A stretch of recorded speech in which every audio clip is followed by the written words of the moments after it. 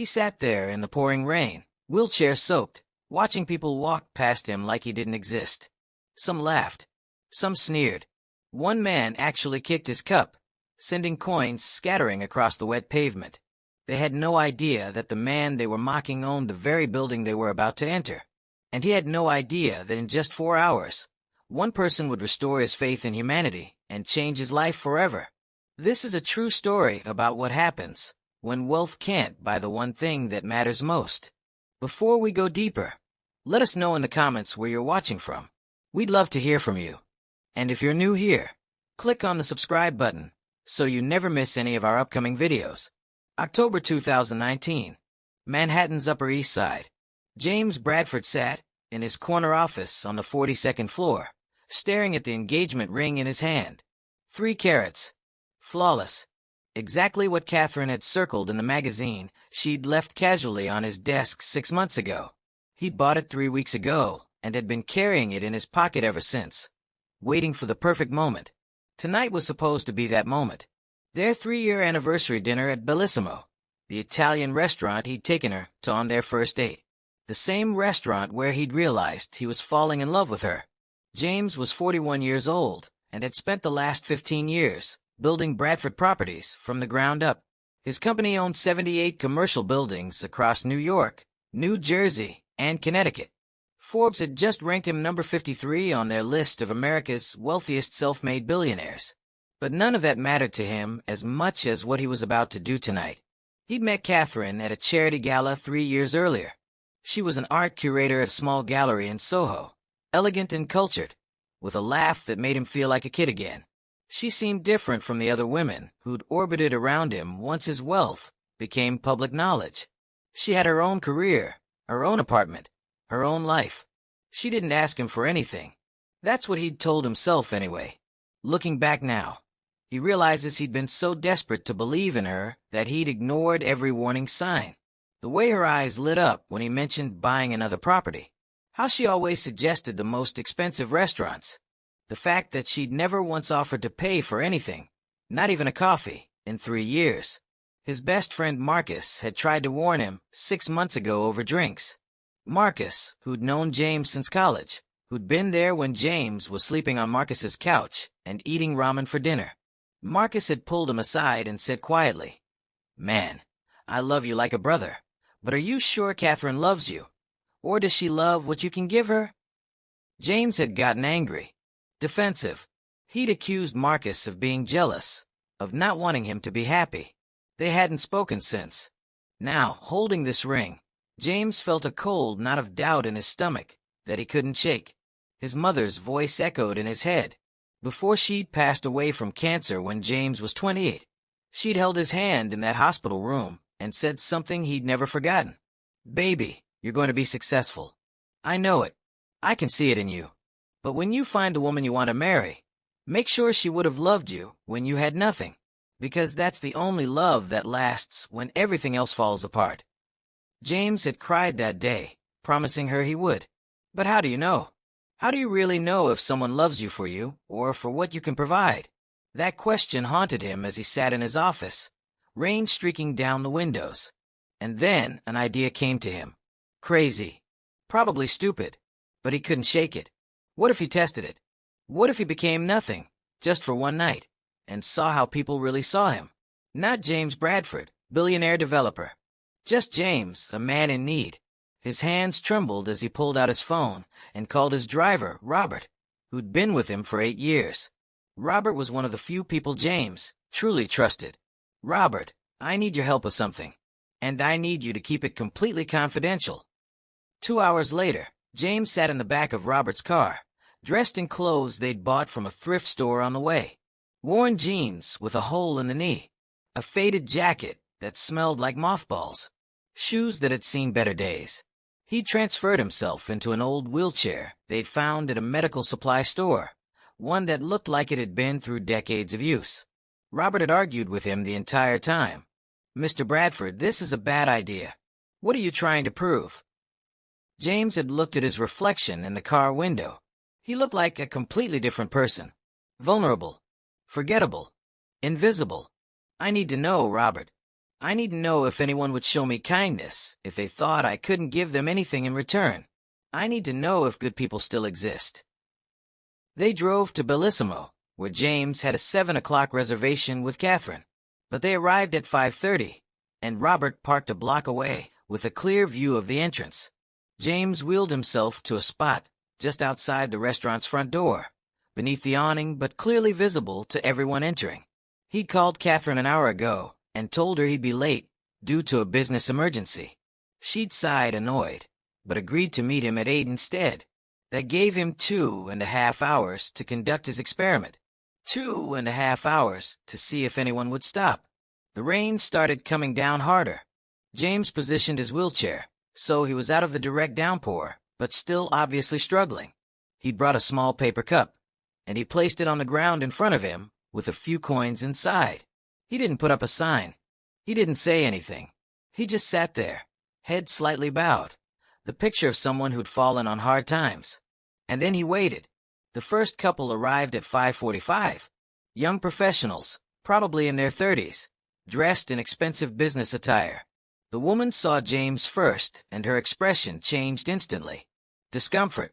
Disgust. She grabbed her husband's arm and pulled him quickly past, whispering something James couldn't quite hear. They didn't even look at him. The second group came 10 minutes later. 3 men, loud and already drunk from happy hour somewhere else. One of them saw James and laughed, and said to his friends, "Bet that guy's faking it. Probably makes more money than we do sitting there looking pathetic." Another one of them walked close enough to James that he could have reached out and touched him, and said loudly, "Get a job, buddy. Stop leeching off the rest of us." James felt his face flush with shame and anger, but he kept his head down. This is what you wanted to see, he reminded himself. This is reality. Over the next hour, 23 people passed him. 23 people who were about to spend $100 or more on dinner. Not one stopped. Not one acknowledged him as a human being. A woman in a fur coat actually stepped over his foot like he was a piece of garbage on the sidewalk. A teenager took a photo of him, probably to post on social media, with some cruel caption. A well-dressed man in his 60s stopped just long enough to drop a quarter in James's cup without making eye contact, then hurried inside as if he'd fulfilled some moral obligation. By 7 o'clock, James was soaked despite the awning. He was cold. He was heartbroken. The experiment was working exactly as he'd feared it would. He pulled out his phone, which he'd hidden in his jacket, and texted Robert, "I'm done. This was a mistake. Come get me." But before Robert could respond, something happened. A car pulled up to the curb. Not a luxury sedan or a sports car, but a modest Honda Civic that had seen better days. The driver's side door opened and a woman stepped out. She was in her late 30s, wearing a simple navy dress that looked nice, but not expensive. Her hair was pulled back in a practical ponytail, and she was carrying a small purse. She locked her car and started walking toward the restaurant entrance, clearly nervous. This was important to her. James could tell. Maybe a special occasion. Then she saw him, and unlike the 23 people before her, she stopped.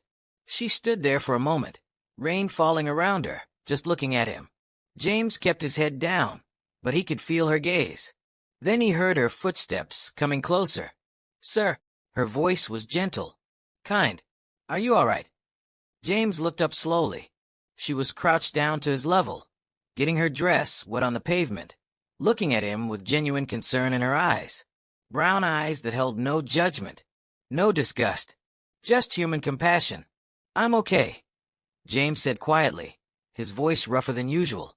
"Just trying to stay dry." She glanced at the restaurant, then back at him. James could see the conflict on her face. She was clearly expected inside, probably running late, but she didn't move. "Have you eaten today?" she asked. The question caught James off guard. It was so direct, so personal. He shook his head. "Not since this morning." She nodded, as if making a decision. Then she stood up and said, "Wait here." Before James could respond, she walked into the restaurant. He sat there, confused, wondering if she'd gone to complain about him to the manager. Maybe they'd kick him away from the entrance. Maybe that's what she'd intended all along. But 3 minutes later, she came back out carrying a to-go container and a bottle of water. She crouched down again and handed them to him. "It's chicken parmesan. I hope you like Italian food. The restaurant said they'd have my table ready in about 10 minutes, so I ordered this to go for you. It's still hot." James stared at the food, then at her. His throat felt tight. "I can't accept this," he managed to say. "You should save your money." She smiled, and it transformed her whole face. "It's my birthday today. My sister gave me a gift card to this restaurant as a present. I've been looking forward to it for weeks. But what kind of birthday would it be if I walked past someone in need and did nothing?" She pressed the container into his hands. "Please, let me do this." James took the food, his hands shaking, not from cold, but from emotion. "Thank you," he whispered. "What's your name?" "Emma. Emma Cooper." She stood up again, checking her phone. "I should go inside. They're probably ready for me. But there's a shelter about 6 blocks north on Lexington Avenue if you need a place tonight. They're good people there." She started to walk away, then paused and turned back. "And hey, whatever you're going through, I hope things get better. You deserve kindness." Then she was gone, disappearing through the restaurant doors. James sat there holding the warm container of food, and for the first time in years, he cried. Not quiet tears, but deep, shaking sobs that came from somewhere in his chest. Robert was suddenly there, having seen everything from the car. "Sir, are you okay? Should I take you home?" James wiped his eyes and looked at the food in his hands. Then he looked at the restaurant doors where Emma had vanished. "No," he said slowly. "I need to do something first. Help me inside." Robert helped James clean up his face and wheeled him into the restaurant. The hostess looked alarmed. "Sir, I'm sorry, but we have a dress code." James pulled out his phone and called the restaurant's general manager, David Chun, who he'd hired 2 years ago. "David, this is James Bradford. I'm in your lobby. I need you to come out here right now." David appeared within 30 seconds, his face going pale when he saw his boss in a wheelchair, dressed like a homeless man. "Mr. Bradford, I don't understand. I need you to tell me where Emma Cooper is seated. She just came in, navy dress, here alone." David quickly checked the reservation system. "She's at table 12, sir. Near the back." "But sir, what's going on?" James looked at Robert. "Bring me fresh clothes from the car, the ones I was supposed to wear tonight. And David, I need you to trust me. Can you do that?" 5 minutes later, James emerged from the restaurant's private bathroom. He'd changed into his Tom Ford suit, combed his hair, and wiped away the last traces of his disguise. He was James Bradford again. He made his way through the restaurant, aware of the stairs. Emma was sitting at a small table by the window, studying the menu with the concentration of someone who rarely ate at places like this. She was alone, as she'd said. Her birthday, and she was spending it by herself. James wheeled up to her table. She looked up, startled, probably thinking he was going to ask for another table or complain about the homeless man outside. "Emma Cooper." She blinked. "Yes. Do I know you?" James pulled out the container of food she'd given him, still warm. He set it on the table between them. "My name is James Bradford. About 15 minutes ago, you gave this to a man in a wheelchair outside. That man was me." Emma's face went through several emotions in rapid succession. Confusion, disbelief, then something like fear. She started to stand up. "I don't understand. Is this some kind of joke? Are you filming me for something?" James shook his head quickly. "Please, sit down. I'm not filming you. I'm not trying to humiliate you. I just need to explain." Slowly, she sat back down, her hands gripping the edge of the table. "I own this restaurant," James said quietly. "I own this building. I own 77 other buildings, like it across 3 states. I'm what people call wealthy. Very wealthy." Emma just stared at him. "Tonight I was supposed to propose to my girlfriend.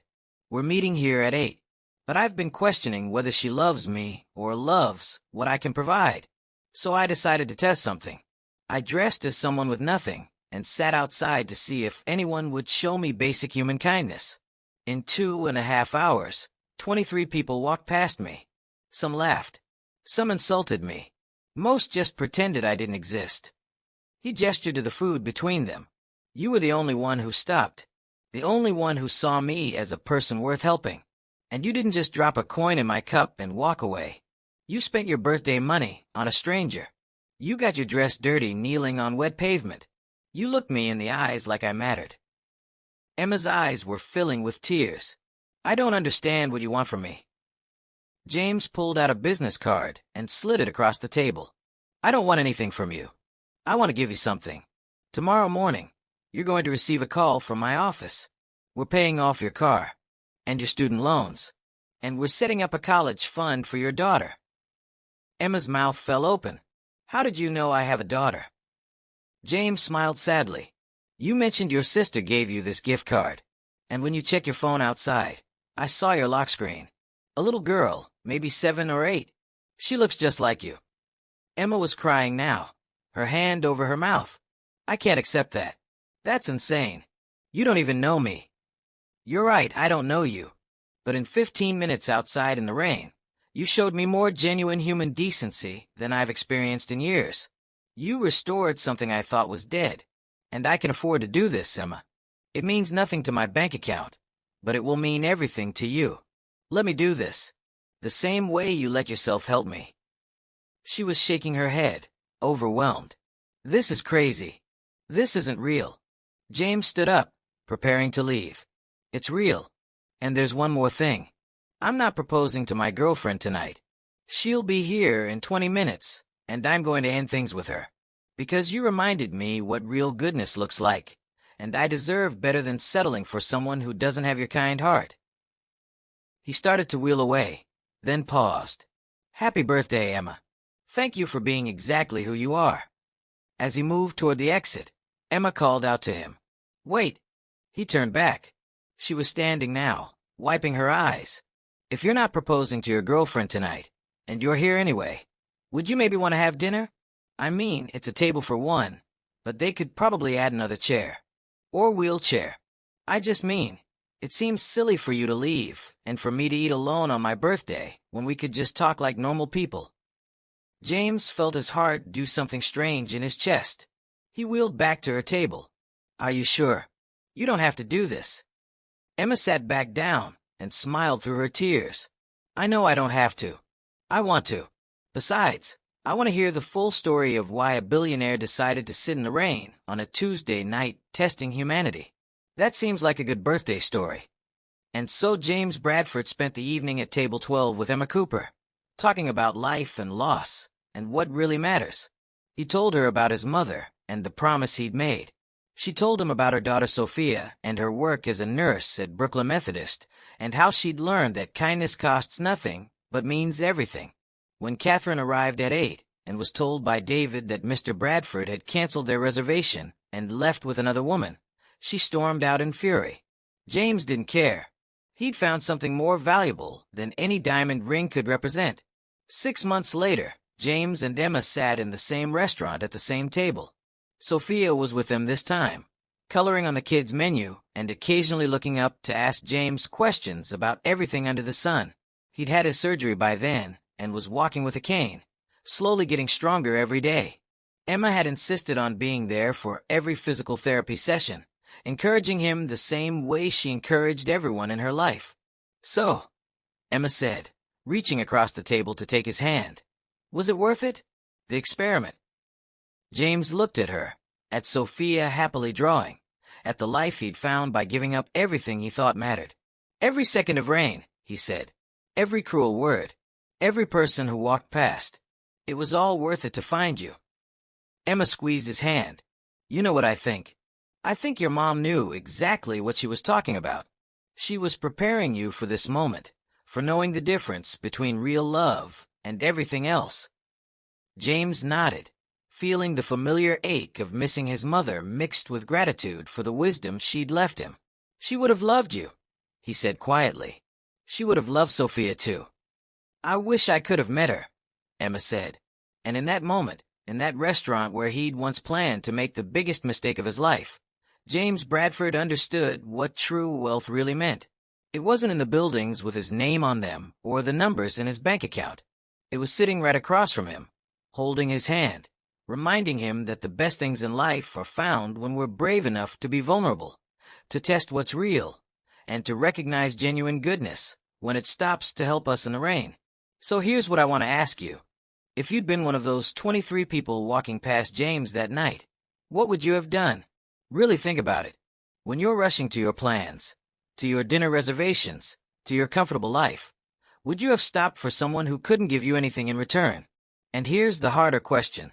How many times have you already walked past your own Emma Cooper? How many times has someone needed your kindness, and you've been too busy, too uncomfortable, too worried about your own schedule to notice? James learned that night that wealth means nothing if you can't recognize the richness in human compassion. He learned that the people who matter most are the ones who see you when you're at your lowest, not when you're at your highest. Think about that the next time you're tempted to walk past someone in need, because you never know who they might be. And more importantly, you never know who you might be to them if you just stop and show you care. What would you have done? Tell us in the comments. And if this story touched your heart, click the subscribe button and share it with someone who needs to remember that goodness still exists in this world. Because people like Emma, they're everywhere. We just have to be willing to be like her. To stop, to see, to care. That's the real test of character. Not when someone's watching, not when you might get something in return, but when you think no one will ever know and you choose kindness anyway. That's when you pass the test that matters most. Comment part 2 if you want to see the part 2 of the story.